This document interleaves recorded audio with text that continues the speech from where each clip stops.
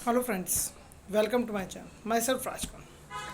Friends, आज जिस share की हम बात करने जा रहे हैं वो है केबीसी ग्लोबल। मेरे एक व्यूवर हैं, उन्होंने मुझसे इसके बारे में मेरी राय जानी है कि इसमें क्या करना चाहिए। फ्रेंड्स, जब मैंने इसको एनालाइज़ किया तो मुझे पता चला कि इसका जो 52 वीक हाई है वो 280 समथिंग है और 52 वीक लो 2.95 यानी बिलो ₹3, यानी कि मोर देन 90% से ज़्यादा की गिरावट ले चुका है। सेकेंड थिंग फ्रेंड्स, इसके रिजल्ट्स को जब मैंने एनालाइज़ किया तो क्वार्टर दर क्वार्टर इसमें गिरावट आई, यानी कि पिछले जो ईयर था जून 2021, इस क्वार्टर का जो रिज़ल्ट था उसके बाद में जून के बाद में जो सितंबर क्वार्टर का रिज़ल्ट था वो उससे डाउनफॉल था। सितंबर क्वार्टर रिजल्ट 2021 के बाद में जो अगला क्वार्टर था थर्ड क्वार्टर दिसंबर 2021, उसमें फिर रिजल्ट डाउनफॉल था।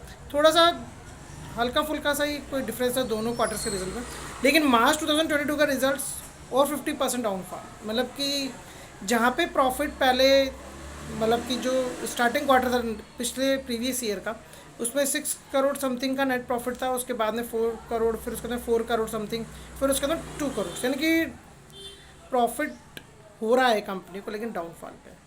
तो नेचुरल है कि जो शेयर की प्राइस है वो डाउन आनी है, क्योंकि कंपनी का जो परफॉर्मेंस है वो अगर डाउन जा रहा है, गिरता जा रहा है, तो शेयर्स की वैल्यू भी गिरती चली जाएगी। सेकेंड थिंग, कई जन ये सोच रहे हैं कि क्या इसमें डिलिस्ट होगा। तो फ्रेंड्स, डिलिस्ट का तो मुझे कुछ समझ में नहीं आता है, ना ही मैं डिलिस्ट के बारे में कुछ कह सकता हूँ। बाकी मुझे ऐसा लगता है कि डिलिस्ट वाली ऐसी कोई चीज़ नहीं है। कंपनी का एक प्रॉस्पेक्टस भी है कि कंपनी एक माइनिंग ऑपरेशन में इन्वॉल्व होना चाहिए, इन्वॉल्व होना चाहती है, और एफ की जो होल्डिंग है वो भी मोर देन 20% है। एक चीज़ और कि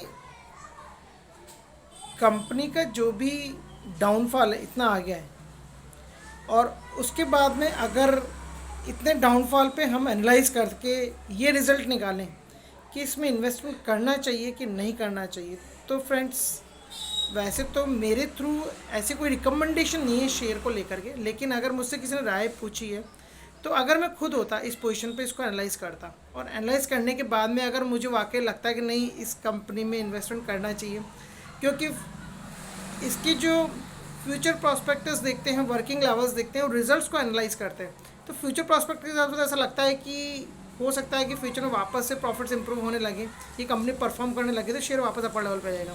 लेकिन जहाँ तक सवाल है कि कंपनी प्रॉफिट्स में ही है, ऐसे नहीं कि लॉसेज में आ रही है, कंपनी प्रॉफिट में चल रही है। प्रॉफिट डाउनफॉल ज़रूर आते जा रहे हैं, लेकिन कंपनी परफॉर्म भी कर सकती है। कंपनी का जो प्रॉस्पेक्टस है फ्यूचर को लेकर के, माइनिंग ऑपरेशंस के बिजनेस में इन्वॉल्व होना, जो भी उनका छोटा सा जॉइंट वेंचर करना चाहते हैं उस चीज़ को लेकर के, उस न्यूज़ को लेकर के, तो फ्रेंड्स ₹2.95 के आसपास ही शेयर है। आप अगर इसमें ऐसा सोचेंगे कि फ्यूचर में फिर कभी अपर लेवल पे आ गया, तो आपको ऐसा लगेगा कि ₹3 के आसपास गया, हमने इन्वेस्टमेंट क्यों नहीं करा, क्योंकि कभी कभी ऐसा होता है। तो फ्रेंड्स, इस तरह के शेयर्स में मैं कहता हूँ आप सारे फंडामेंटल्स को हटा दीजिए, आप इसको एनालाइज करना छोड़ दीजिए। आपकी बात आपके मन में है, आप इन्वेस्टमेंट करना चाहते हैं, इसी पॉइंट ऑफ व्यू से इसको मुझसे एनालाइज भी करा रहे हैं और इसमें कंटिन्यू ध्यान भी दे रहे हैं, या जो इन्वेस्टर्स हैं जिन्होंने अपर लेवल पे ले लिया, डाउन लेवल पे आ गए और वो फंस गए, तो वो क्या करें। तो फ्रेंड्स, जो न्यू इन्वेस्टर है, मैं इस लेवल की बात करूँ, ₹2.95 वो इन्वेस्ट कर सकते हैं। 500 शेयर खरीद लीजिए, 1,500 का इन्वेस्टमेंट होगा, कोई बड़ी बात नहीं है, जीरो पे तो कोई खास बात नहीं है। तो जो अभी इन्वेस्ट करना चाहते हैं 500 शेयर ले लें, ठीक है। दूसरा, जो इन्वेस्टमेंट करके फंस गए हैं ₹8, ₹10 या ₹5 पे, उनको अब इन्वेस्टमेंट करने की ज़रूरत नहीं है। उनको इन्वेस्टमेंट करने की ज़रूरत इसलिए नहीं, क्योंकि अगर ये मल्टीबैगर बनेगा, अपर लेवल पे आएगा, वर्किंग परफॉर्मेंस इसके बढ़ेंगे, वर्किंग लेवल्स बढ़ेंगे, प्रॉफिट्स बढ़ेंगे, रिजल्ट बढ़ेगा, तो फिर आने वाले टाइम में ये वापस एक मल्टीबैगर बन सकता है, जिस स्पीड से गिरा है उसी स्पीड से अपर लेवल पे भी जा सकता है। तो फ्रेंड्स, उनको इन्वेस्टमेंट करने की ज़रूरत नहीं है, क्योंकि अगर ये मल्टीबैगर बनेगा तो उनको रिटर्न दे जाएगा। फ्रेंड्स, इसमें जो भी कहते हैं ना स्प्लिट होने के बाद की जो पोजीशन, तो फ्रेंड्स ज़्यादातर मैंने नोटिस करा है कि स्प्लिट होने के बाद में शेयर में डाउनफॉल ज़रूर आता है। तो वही चीज़ इसमें भी है, शायद ये जुलाई अगस्त के आसपास स्प्लिट हुआ होगा, इसलिए इसका जो 52 वीक हाई है वो 280 समथिंग दिखा रहा है। जो मैं एनालाइज़ कर रहा हूँ, तो मैंने एनालाइज़ करा तो वो 52 वीक 280 समथिंग के आसपास की बाइंग प्राइस इसकी बताई गई थी, इसका हायर प्राइस यही बताया गया जो मैंने एनालाइज़ करके जाना। तो उसके अकॉर्डिंग फिर जब बाद में स्प्लिट हुआ तो फिर ये शायद मुझे ऐसा लगता है 25 रुपये के आसपास तक का, ये उससे थोड़ा सा कम या ज़्यादा जो भी है वहाँ तक आया होगा। उसके वजह से इसमें डाउनफॉल है तो डाउनफॉल आता ही है, लेकिन प्रॉफिट में क्वार्टर दर क्वार्टर अगर आप एनालाइज करेंगे, लास्ट ईयर के क्वार्टर्स को, 4 क्वार्टर्स को मैंने एनालाइज किया, उसी के बेस पे मैं ज़्यादातर शेयर्स के रिजल्ट को एनालाइज करता हूँ, क्योंकि मैं ईयर टू ईयर कंपैरिजन नहीं करता कि इस दिसंबर से पिछले दिसंबर, इस मार्च को पिछले मार्च में, ऐसे नहीं करता। मैं कंटिन्यूसली स्ट्रेट फॉर्म में क्वार्टर रिजल्ट्स को एनालाइज करता हूँ, क्योंकि उसी से कंपनी की परफॉर्मेंस ज़्यादा बेटर मुझे समझ में आती है और ज़्यादा बेटर मुझे लगता है ऐसे ही एनालाइज करना चाहिए।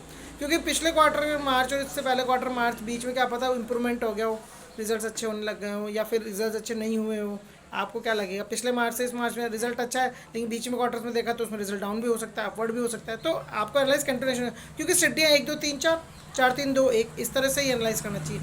4 नंबर की सिड्डी को दूसरे 4 नंबर की सिड्डी से, 3 नंबर की सिड्डी को दूसरे 3 नंबर की सिड्डी से, 1 नंबर की सिड्डी को दूसरे 1 नंबर की सिड्डी से, मैं ऐसे एनालाइज नहीं करता, मैं कंटिन्यूशन में एनालाइज करता हूँ। कंटिन्यूशन एनालाइज करने के बाद मुझे बेटर रिजल्ट मिलते हैं और मैं खुद भी इसका फ़ायदा लेता हूँ और मुझे अब तक मेरे इस एनालाइजिंग के तरीके में मुझे फ़ायदा ही नज़र आया है, बेटर ही नज़र आया है। और इसीलिए मैं हमेशा सही एनालाइज करके सही रिजल्ट निकाल करके राय देता हूँ और खुद भी अपने लिए उसी तरह से एनालाइज करके अपने बेनिफिट्स उठाता हूँ और प्रॉफिट्स अर्न करता हूँ।